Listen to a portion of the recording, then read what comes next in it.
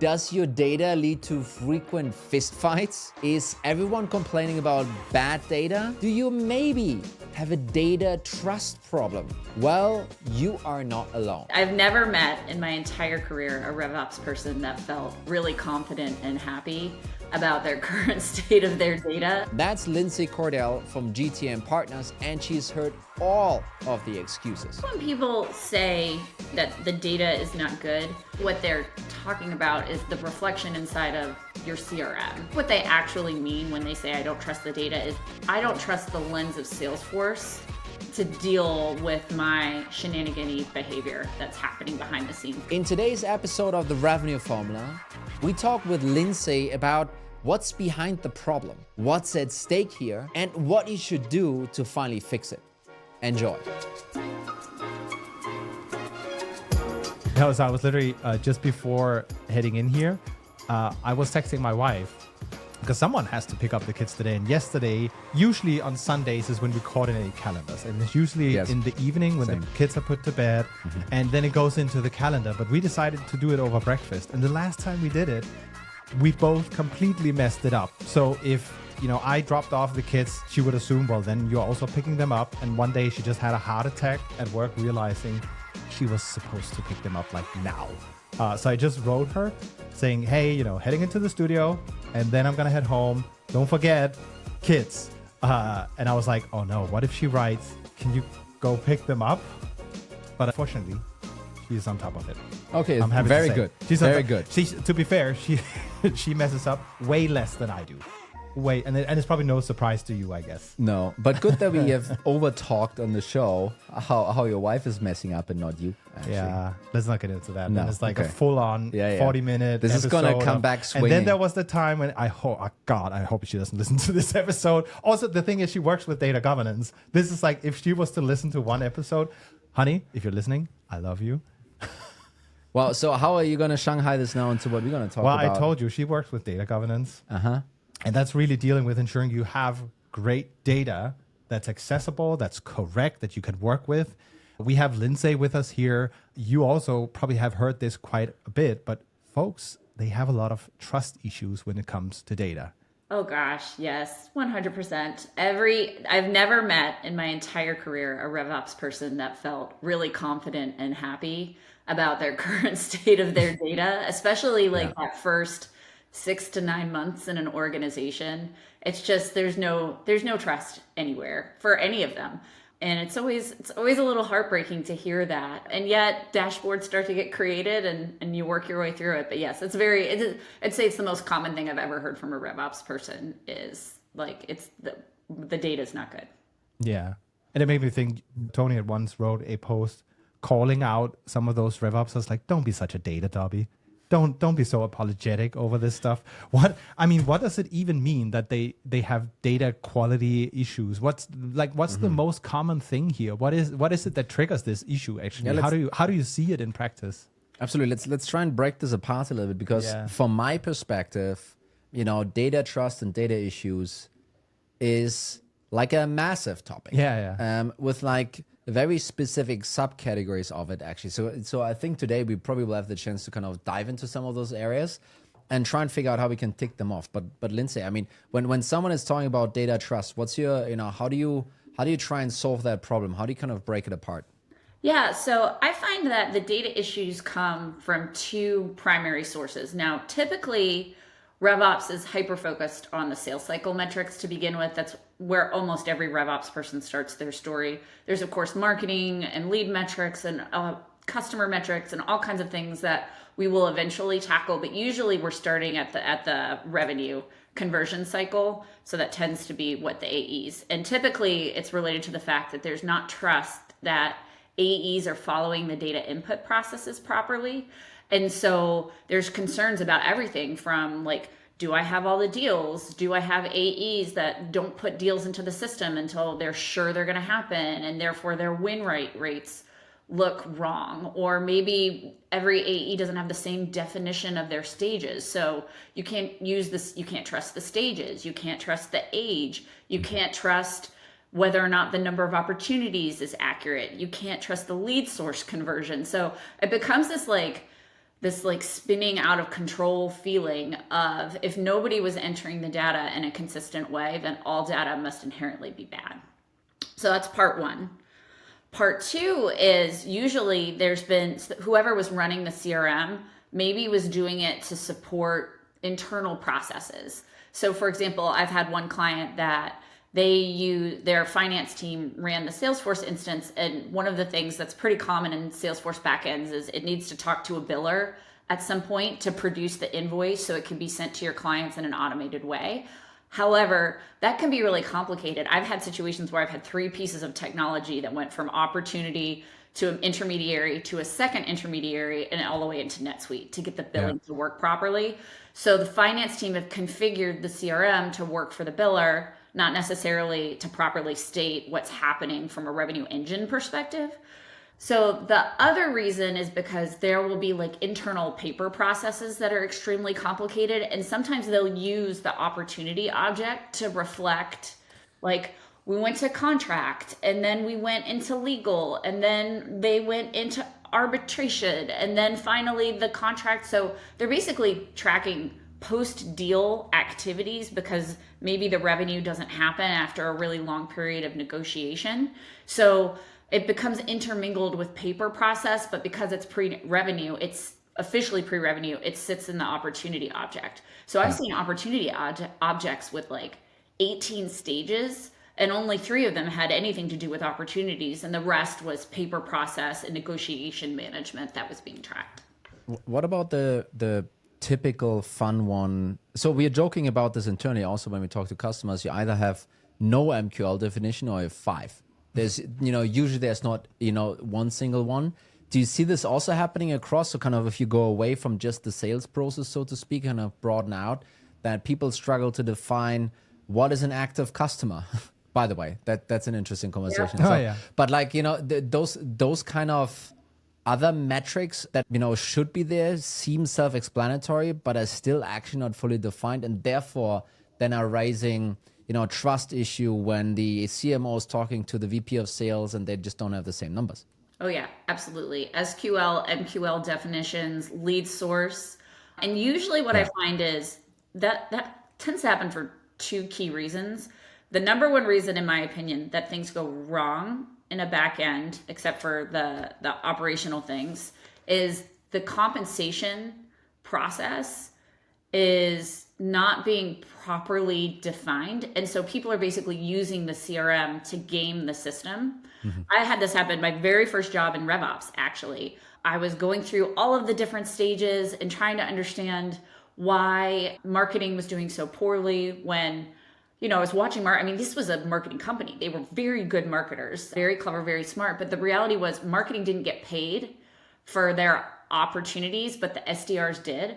And so marketing didn't care if they got credit or didn't get credit, but if they made sure that the SDR got the credit they deserved, then that person would get their full commission check, and then they'd all go out for drinks on Friday. So like the compensation management can really mess with, and then if you change it around a lot, it can really mess with the consistency of the metrics being tracked, because people are kind to their coworkers and they wanted these SDRs to get their 10 meetings that they had to book, and it didn't matter because the team wasn't being measured on MQLs, the marketing team. So it didn't matter to them either way. So it was really interesting to watch that whole dynamic happen. Yeah. So that's when people were honestly dishonest in the system and messing with it on purpose. And then oftentimes, right, it's, people don't know how to use the campaign object, or maybe, they had a MarkOps person that did care about the campaign object, or maybe they switched from Marketo to Pardot, and then everything didn't change over properly, or everything was restated, and it's another way. So process changes in the tracking and marketing can also cause those issues.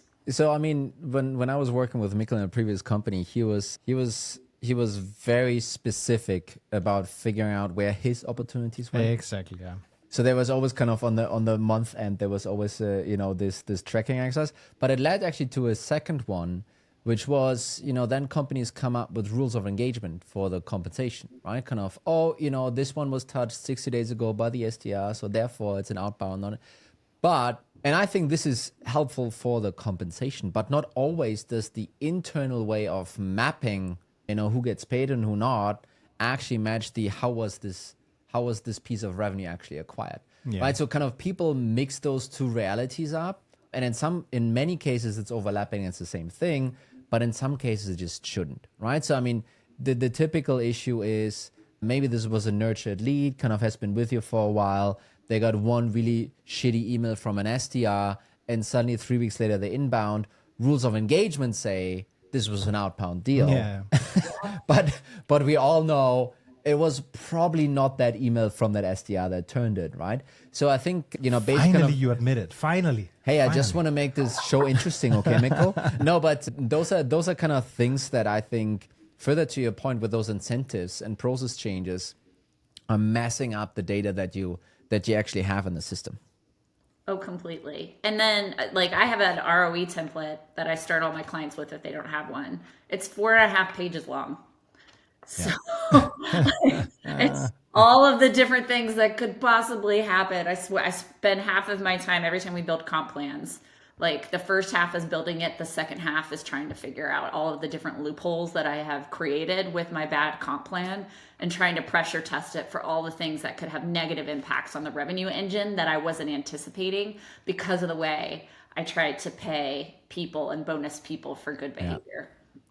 So, I mean, we listed out quite a few problems, and I'm sure we're going to double click on some of them in a second, but what's the problem actually? What's the big issue with having some of these problems? Couldn't you just say, oh, well, Greg, our AE, forgot to create a couple of opportunities, so it's not 100%, but he did put in the majority. Like, what's the problem here that you've seen happen for companies when the data is not, when you don't trust it, there's quality issues? Yeah, so sadly, which is kind of a bummer in this moment, but the problem is people.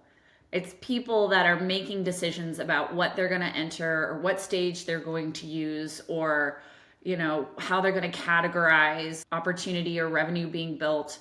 So when I think of if we leave too much space between what the tech is intended to provide us and what the people are autonomously and individually allowed to do, that's when we're starting to create more risk for inaccurate data. And so, to start at the top of it, whenever I'm walking in, one of the first things I do at any organization is I get to know the people first.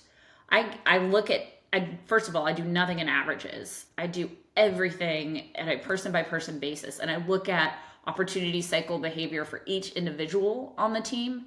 And then I work my way backwards to, okay, so this one seems to have much shorter sales cycles and they somehow hop from discovery to proposal in under 3 days. That's a good indication that they're not entering those opportunities that they're working. And then there's usually enough of a data trail to go back and be like, okay, well, what's done is done. I'm not going to worry about that. We're not going to fix anything. But what I do know is I'm going to treat that AE's data set as an outlier and not use that as my average opportunity in my average age opportunity or length or velocity or whatever you want to call it, because I can already tell based on a couple of conversations with them and by watching the opportunity stage progression that something here is inconsistent with the rest of the crew and inconsistent, quite frankly, with what you would expect. And then I work my way into kind of figuring out which pieces of the data I trust, which pieces of the data are really going to mess up my averages, pull out my outliers, and then start from good-ish data versus the known damaged data, if at all possible. Yeah. And I think a lot of people listening would be like, well, we have a bunch of RevOps folks listening, so I think their mind will be different. But you could just say sure, then, Greg is just, we can't really monitor his funnel necessarily. So what's the big deal, right? The big deal is that, one level up when you then need to defend specific numbers, and there will at some point will always be pressure on the numbers, right? There will eventually be. And then someone just coming in, well, but Greg doesn't do it like this and like that. So really, actually, this number is not correct. Yeah. And suddenly everything just falls flat behind it, right? At least this is what I ran into a lot. Yeah.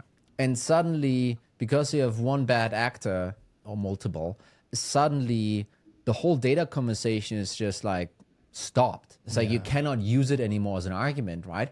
And I'm not sure if you're seeing the same things kind of when you walk into those organizations, but isn't this what those organizations them robbing themselves of hey, actually we can't use any of the data because probably one piece is wrong? How do you see that, Lindsay? So I think when people say too that the data is not good, usually what they're talking about is the reflection inside of your CRM can't be trusted. So when your CRM gives you an average days to close for a particular business segment, I think what they actually mean when they say I don't trust the data is I don't trust the lens of Salesforce to deal with my shenanigan-y behavior that's happening behind the scenes that I'm aware of. And so usually what ends up happening is big report is built, all the data is extracted, people go in and delete Greg or any of the bad actors or any of the, deal cycles that sat in opportunity stage for 500 days for goodness knows what reason 3 years ago. They will remove that manually, and then they start building manual analyses by themselves in their silo about what they think is true. And then, but they're still using the data. Like they started from somewhere. I have the client that the finance person kind of messed up Salesforce because of the way that they wanted to invoice. Basically, they would sell multi-unit software to all kinds of different restaurants. It's very cool software. I like them very much. But what they would do in finance is they would break that one opportunity, even if it had 35 units and it was one sales cycle, they would break it into 35 opportunities so that it would generate 35 independent bills on the back end. And so now they couldn't even tell how many units they had sold. But that's not true because we knew they had 35 opportunities. And so what we were able to do is you kind of just like an archaeologist, you retro out all of the stuff, but what's tough is Salesforce can't speak the truth when that happens. And I think that's what people truly mean when they say, because they're still looking at the ACV, they're still looking at the length of time, they're still looking at that information set, they're just having to extract it and pre-massage it before they can put it anywhere. Yeah, I think I've at least heard and seen the cases where the friction is really on the data itself, not what the data says, which is kind of what we're talking about as the problem here. And I know one of the words I at least picked up from you was also this, it also triggers a cover your ass kind of exercise.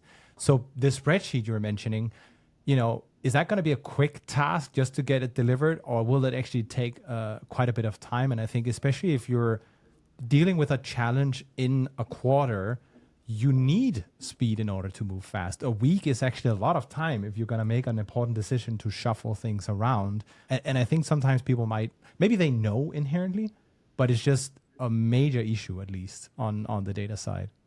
Oh, that's 100%. Like, we will get to the right answer, but it will take sometimes days and very expensive resources. So for this poor company that had the now 35 opportunities that mimicked each other now inside of Salesforce for the biller, we had to pull all that data out, and it took me, a RevOps go-to-market consultant, the CRO of this company, and then another RevOps leader. It took us 8 hours to reverse engineer, get all the data out, VLOOKUP, clean stuff up to the best of our ability. And then you have to double check yourself, right? Because if you've summed on the wrong data set during this massage process, so it's not enough. I had a great boss. She worked in ad operations, but she was like, I won't trust a single number the first time it comes out of my VLOOKUPs or my analysis. I have to be able to get to the same number through 3 separate equations before I'm willing to trust it. And so it comes into okay, I think this is my ACV. I think this is my time to sale, but I'm not sure how can I get at that data from a different angle with a different analysis to validate all of the things I believe to be true. And that's the part that takes a lot of time. It's making sure you're right. And it's very, people want their answers quickly. They're usually asking you because they're about to make a call. They're about to hire salespeople. They're about to fire salespeople. I mean, they're trying to make a call, and they don't want to hear, look, I need a week to reverse engineer this in 3 different directions to be sure that we've got the right information in front of the business. Crazy. Did I understand this correctly? You basically need to create proof that whatever number you came out with is in fact the number. So it's one is a VLOOKUP, the other one is you went through and summed it everything, one by one. I mean, can I imagine it like this, or how did it work? I'm just interested about this specific side story here. Yeah. So essentially, what I would end up doing is, let's say we want to look at opportunity age. So the first thing I would do, right? I want to see what Salesforce just says. all on its own without any help and support. So I'm looking at opportunity ages, but if I know there's a failed process somewhere in the system, the first thing I'm doing is pulling the data out and then trying to correct for the failed process. And so what I would do is I would do the VLOOKUPs across each of the account IDs, but then I would probably dive a little bit deeper into like how that AE performs, and I would run the analysis with an extra slicer in it, and I would make sure that we got to the same place both ways. And then the last way that I would look at it, honestly, I would go back and I would try and figure out from a first touch, like I would just look at their email and say, okay, I think this is what the age is, but I've got SalesLoft data that tells me when these communiques really got started. Is this anywhere in the ballpark for my average age? So I would do primarily using the Salesforce system, add slicers, make sure I didn't make a math boo-boo. But then also I would try and find a secondary system that could show me an analogous measurement that would help me validate what I'm trying to prove. So sometimes for the data entry, people are not like AI is going to fix it, right? Someone's going to listen to your call, put it in all the places. But pretty much, and this is kind of the status quo and probably going to be the status quo for a long time, is basically saying like, hey, we need to work with the imperfections that are in the data, period. We will have to work with this, right? And we will still need to get something out. And in order to achieve this, all of those different workarounds, basically kind of that you just mentioned there, right? And some of that sounds pretty crazy. Let's see if we keep all of these nerd pieces in there, because I think it's going to be super interesting. But do you think this is an uncommon way? So maybe not, proving those three things, but do you think that this is how people are trying to massage all the imperfect data into something that someone could be looking at and trusting? Yeah, I mean, that's definitely we had to decide, this company and I, with our now 35 opportunities, like we did not have we were given a funding round. We had to hire more salespeople. And I am very passionate, especially growing up through the sales organization. Like I cannot hire salespeople if I'm not sure that I can feed them. Yeah. Like it hurts my heart. It makes me sick to my stomach. I can't do it. So I've got to get this stuff right.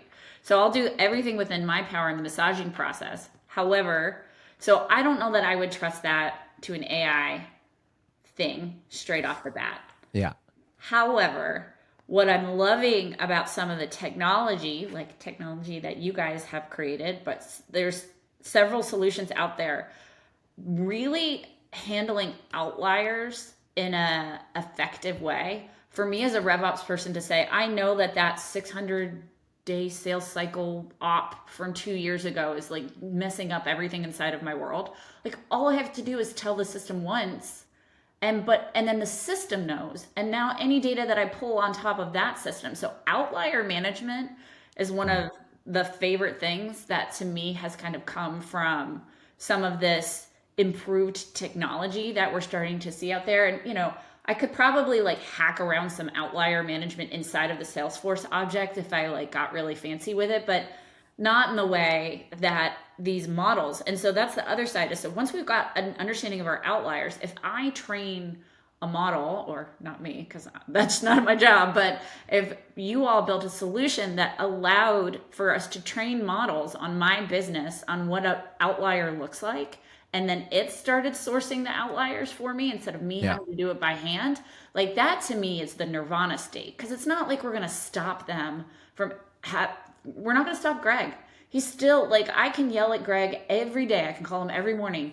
Are you working a deal? Please put the opportunity in Salesforce. I could call him every morning and Greg's still not going to change his behavior. Not enough to properly define what's happening in those sales cycles. So I love that I'd be able to tell, I could tell the machine, hey, Greg's weird about his opportunities. Tack an extra average 14 days on there if you need to, and it can start to handle those and model those and look for those instances. I mean, that to me is where the future lies of this type of problem. But you know what? It's funny because I've also experienced cases where the data was accurate, but you did have a deal in there that was enterprise that messed everything up. And you're not just going to go, high five, we closed an enterprise deal this quarter. Now we need to close fewer deals next quarter because our ACV, it's up. Like that doesn't work like that. I also just wonder now, like, how do we then go about creating trust in the data? What can we, beyond just necessarily going out and procuring a tool, what are some of the steps or the basics? I'm sure you've worked with so many clients and you've seen a difference where, okay, they got a complete control over this. They trust the data. They know it. What is different about those type of companies? How do they go about it to create that trust? So what I find is the first thing you want to establish is trust in the forecast numbers. So I would be fighting for forecast accuracy, number one. Once you start to approach some really solid forecasting numbers, the trust inherently starts to build, right? Because the idea here is that's the last thing that you're tracking. And so if you can get that number right, they're going to believe more of the upstream information. So like for our goal, and then, 2022 messed with a lot of RevOps people's worlds, but my goal was to be within 2% of forecast. And like one of my best friends, who's just a genius in revenue operations, she's, if she's at 1% off, she will do full bets. She will bet her CRO $500 that she is going to be more accurate than they are going to be on their analysis. And it's really about fine tuning. It's about fine tuning your forecast percentages by stage. It's about finding outliers and removing them during the quarter, not after the quarter has already happened. So my big advice to anybody who's like trying to build that data trust again for the first time is, it's fight for that forecast number. And a lot of that comes from stabilizing what sales is inputting into the opportunity cycle information and trying to normalize stage definitions. So if you can get those two things humming, the rest of the trust will start to follow. And then, so that's forecasting revenue.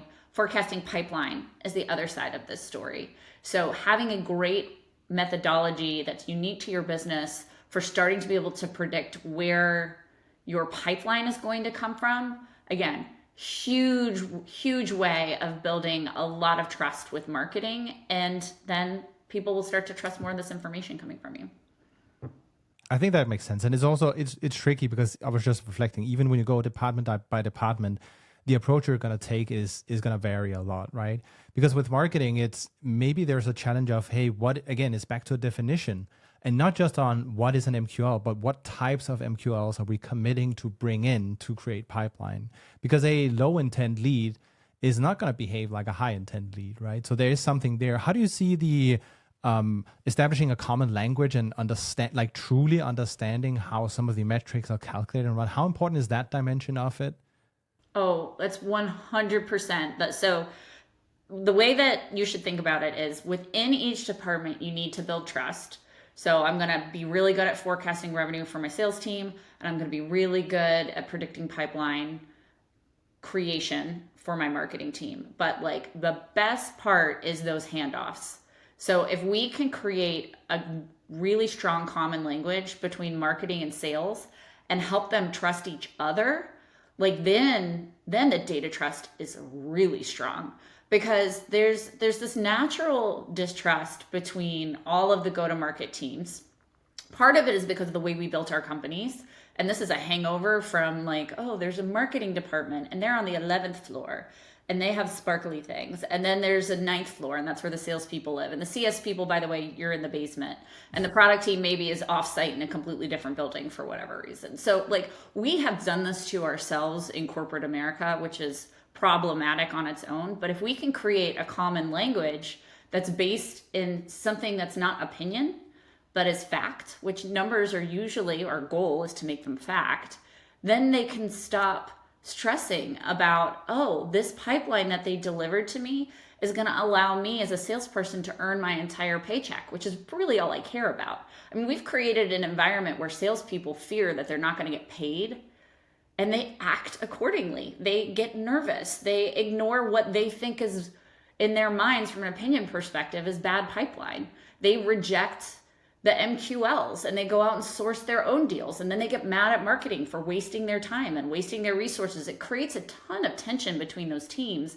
And so if we can create a common language and really create those common metrics that everyone can believe and trust in, then that friction can start to ease a little bit between those teams. How would you go about and do that? actually, because I think there are a couple of companies out there that have mastered this or have achieved this, and maybe because they just were built in a different kind of way. But what's your advice to folks? How can you get to a place where those numbers can be trusted across different teams?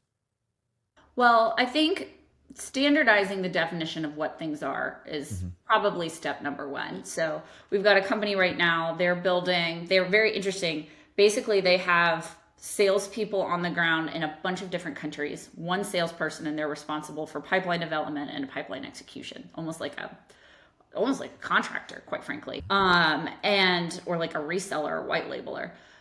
So what we're doing with them is I need them all to come together because we can't predict the revenue, like the opportunities or the pipeline we're building for them, they're rejecting it. And so that's a good indication. If sales is rejecting pipeline, something has gone amiss. So let's start there. Why are they rejecting the pipeline? Is it what is the data they're using? What is the, internal bias that they're using? So it's getting it all down on paper. These are all of the things that are causing me to not have trust in what the upstream team is delivering to me. It can happen between sales and CS just as easily, right? Sales sells a thing, CS gets the deal. They're like, oh my gosh, these people don't know what they're talking about. These salespeople have sold wrong things. Like this customer is not even close to our ICP. You start to get those arguments. So getting those definitions right is really, really important. Showing everybody how you're going to measure it and that this is just going to be it. And then the last thing I look at 100% is, are we incentivizing these teams properly? Am I incentivizing website traffic? Even if it's not with money, just by like holding it up in our quarterly meetings, look at all the website traffic. If our website conversions, our organic website conversion tends to result in ACVs that are half of what any other source type is coming through, like that's a big misalignment. So the sourcing of the organic growth, we'll say in this situation, is already telling us that my salespeople are going to make half as much money on every deal, which inherently means they must work twice as hard. I don't know about you guys, but I'd be pretty ticked if I was just told, like, yay, marketing, you've made it twice as hard for sales to do their job. Congratulations. Like, let's have a round of applause at our next all hands. Like anything in the system that is incongruent with efficiency and effectiveness, that puts work on one team more than another team, anything that's happening, finding those and eliminating them as quickly as possible. Then you'll start, the fact that you found them will create a lot of enlightenment for everybody, because chances are they knew they were annoyed, but they didn't totally know why. And then once we figured out where the breakpoints are, start to fix them, start to improve them, and show data related to that. And then you'll start to build that trust. What's your view on, so I totally agree with that. What's your view on, you will always have some highly data literate folks in the team, right?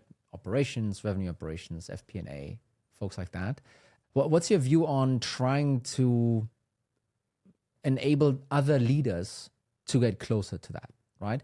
And I see this from two directions, just to kind of give you a little bit kind of my thinking around this. One is, I think we're seeing a new modern VP of sales grow up, folks that are way more into the data than the other generation has been, right? And then I think there's also potentially a play to just, make it easier for folks to consume data, right? It's those two things actually that go through my mind. But I feel, in this trust environment that you want to build, sure, you want to have your definitions, you want to be able to lean on the data, meaning people shouldn't be able to call out mistakes super easily, right? Kind of that kills your meeting. But also what's part of that process, I feel, is that some of the people that need to make decisions based on that data, they need to get a bit more friendly with it. How do you do that? Do you think that's an important piece? What's your perspective on this, Lindsay? Yeah, absolutely. So one of the things that us like data people, like we can get really nerdy really fast, and we love detail. I love, my favorite part of any job is breaking apart the 100 things that are going wrong and then trying to put it back together. Like I'm like building an engine or something. But there are lots of people that aren't built that way at all. And honestly, like I'll run into, and I hate to typecast people, but I'll certainly run into just like what you're talking about. Whenever I had a sales VP that either worked for Salesforce or was close enough to Salesforce adjacent, I mean, they would pore over Salesforce dashboards. Sometimes they would have 140 different dashboards that they would demand of my team to create for them so that they could see the information from a million different slices. So what happens though is those people have this like leg up, if you will, in any conversation that we want to put in data. So by saying like, oh yeah, you thought you did well. Well, I actually ran the numbers last night in my little engine room that I created for myself. And it turns out the mid-market segment MQLs were all crap and none of them converted. And so you didn't do well, you failed. And then the poor marketing person was like, I didn't pull the mid-market like MQL conversion rate last night at midnight. So they're already on their heels. So the way that I like to set it up, and this is where RevOps, like we just have to be the Spocks of our organization. We just have to be the unbiased speaker of truth and say, look, maybe that did happen to the MQLs last quarter in the mid-market, maybe not. But I can tell you, like, there are 25 to 40 metrics that any business should be able to watch. It's going to be different for different businesses. So you have to spend that time getting to those definitions and those metrics you should watch. And all the other metrics are ancillarily, they're all feeding these top 25 to 40 metrics. And so what I would do in that moment is, first of all, like, you can't have, the fox guarding the hen house and pointing out what's going on in other people's divisions while also obfuscating the non-sales that happened in the mid-market in the Midwest. So that's a problem, right? So we've got to get that completely neutralized. And then as an executive team and as a, second layer executive team, really know what your 40 metrics are going to be and become so well versed in how those 25 numbers come to be that nobody has, the people with the data minds don't have this weird leg up that they can pull out of a hat because they're good at Salesforce reports because they happen to be a VP of sales, or they were a seller at Salesforce at some point in their life. So that's the way I would look at that, is get to your top 25 to 40, make sure everybody is so crystal clear on the standard definition of how you calculate that. And then if people try and bring other numbers into the conversation to prove why somebody is worse than they are, immediately throw that conversation out of the meeting and say, look, that is an offline topic. We can take a look at that slicer in another meeting, but that's not what we're here to talk about. We're talking about our top 25 today. Yeah. And on average, my MQL conversion is correct. So don't poke at me. That's not my fault. So I like that, basically kind of trying to create a level playing field, right? So because it's, and you're right. I mean, I've done this myself. To me. To the marketing guy. Literally. Mikkel, whenever we had like a QBR, Oh, how am I going to get shot today? Mikkel walked in, already like arms crossed. And then sat down. And the expression in the face was literally, how are they going to F me today? How's it going to happen? So, but we trust each other today. That's the good news. Yes. Do we? Well, and that was a really normal, like, we were all taught that. I sat in meetings as RevOps and would watch the CMO and CRO go at each other. Yeah. Yes. And sadly, like, the CRO tended to be like, quite frankly, I mean, part of the job of sales is to be really convincing. Yep. Yeah. Kind of loud and like really want to get your way. And so oftentimes the CRO would come out on top in those meetings. But the way I always describe this to my clients is 100% if there's friction between your go-to-market teams, you are leaving money on the table or you are spending money on things you don't need. And that is like your CAC is being damaged by that friction. So if you guys can't sort out where that friction is coming from and resolve it, your CAC is higher than it needs to be, and you've got to be the grown-ups in the room and stop this. So, and it took me years to figure out that that's what was happening, but 100% is the best advice I can give anybody. Eliminate friction in your go-to-market teams because it is costing you money. You might not be 100% clear where, but if you follow the money path and do the forensic analysis, you will find where we spent money in marketing that we shouldn't have, or where we converted deals with discounting or added product that we shouldn't have added or did something to the deal cycle to leave money on the table and cost us money down the road. What I don't understand, and honestly, and yes, Roblox, and we're helping solve some of those issues, but what I do not understand is, BI has been around for 20, 30 years. Spreadsheet has been around for what, a century and a half or something? Yeah, that's crazy.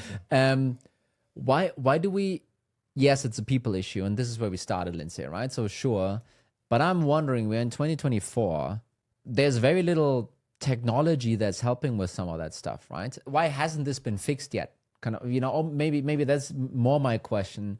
Why, between BI and Excel and I don't know, analytics to whatever you have, why is this still an ongoing problem? Well, some of it is muscle memory of how we've all been taught to work. I mean, sales and marketing were put in competition with one another in order the competition would rise all and we would all work harder and it would be, so like we've been set on a mindset that's problematic, that we just have to work as a modern organization to just stop that shenanigans. If the team isn't working, if all these teams aren't working well together, that's a leadership issue and it needs to be resolved as quickly as possible. So that's number one. Number two, I mean, I always joke, like I sat on my first forecasting call when I was 6, and that's because my dad was VP of sales for an Oracle like services company, like an ISV for Oracle. And the way it worked was, as VP of sales, every Friday they would all get on a call for 4 hours and he would write down on a yellow ledger paper, Jim, deal number 1, $20,000. And so that's where and that, that was 35 years ago is where we started. And now here we are still, I run pipeline deals for some of my clients. We are still behaving that way. I am still doing deal by deal walkdowns. How you feel about it? What's going on? And the reality is the technology has outpaced our ability to change. And I dream of a world where it's a headless CRM. There's enough information in Gong now that we can do the NLP translation, now that we can find opportunity, we can see in our deal cycles what's happening and what's working and what's not systematically without having to ask the opinion of the AE. We are still asking the opinion of the AE. We get health scores from Gong, we get health scores from Salesforce, from Einstein.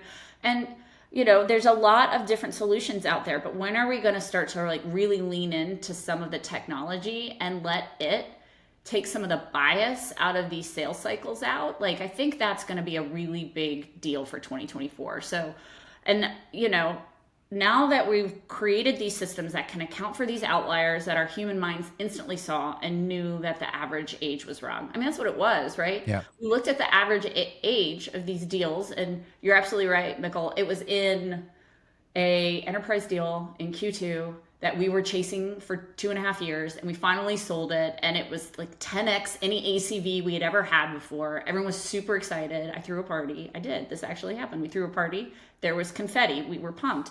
But what it did was it damaged our understanding of forecasting for the next 3 quarters until we just figured out how to pull it. And so what we want to do there is let those machines who are seeing those outliers, that are seeing those issues, really do their job. Let them tell us what their opinion is. I mean, the humans can still have an opinion, but the fact that I'm still asking salespeople, when do you think this is going to close? What are you going to do? Oh no, your close date is in the past and it's still open. Oh no, when do you think it's going to close now? I mean, you were wrong the first 3 times you input the data there, but that's where we're going to start to see, I think, some much stronger trust in our data, is when we stop asking the humans what their thoughts are on the data and start letting well-trained models help us with removing some of that bias. Yeah.